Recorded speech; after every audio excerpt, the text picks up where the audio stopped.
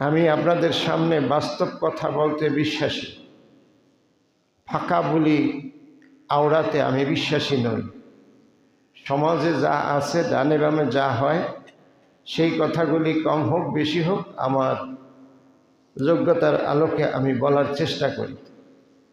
বাস্তব জ্ঞান হাজার জ্ঞানের চেয়ে অনেক ভালো, যা মানুষের জিন্দিগিতে কাজে লাগে। আর যা কাজে লাগে না তা হাজারবার শতবার কোটিবার বললেও ওই ফলাফল হয় না বাস্তব জ্ঞানে যেই ফলাফল হয়। আমাদের এই এখন সারা বাংলাদেশে নির্বাচনী ঝড় চলতেছে, নির্বাচনী ঝড় শুরু হয়েছে। জানেননি আপনারা? কয়েকজনে জানেন আর সবাই জানেন না। নির্বাচনী ঝড় যে শুরু হয়েছে, এই বাতাস আপনাদের এর মধ্যে আপনাদের কাছাকাছি আঘাত করছে। সারা বছর এই বিষয়ে আলোচনা না করার কারণে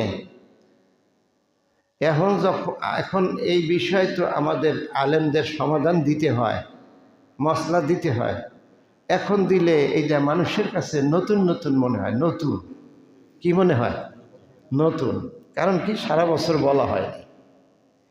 যেই জিনিস সারা বছর বোঝানো হয় না, ওইটা যদি হঠাৎ করে বলেন, সত্য কথা হইলেও মানুষ এটা মানতে চায় না। এই জন্য আলেমদের উচিত সারা বছর বাস্তব জীবনে যা হয় তা বইলা বেড়ানো। সারা বছর যদি বইলা বেড়ায়, লোকেরা নতুন মনে কইরা ওইটাকে প্রত্যাখ্যান করবে না। অথচ শরীয়তের বিষয়টা নতুন মনে করে ছেড়ে দেওয়ার কারণে জাহান্নামী হতে পারে। এই জন্য দায়ী কিন্তু আমি। কেননা আমি সারা বছর এই আলোচনা ঘুরাইয়া ঘুরাইয়া করি নাই।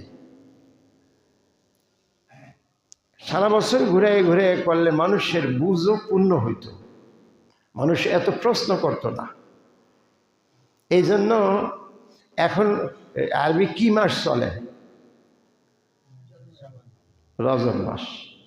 সাবান আসছে, হ্যাঁ আচ্ছা সাবান আসছে, রজব শেষ।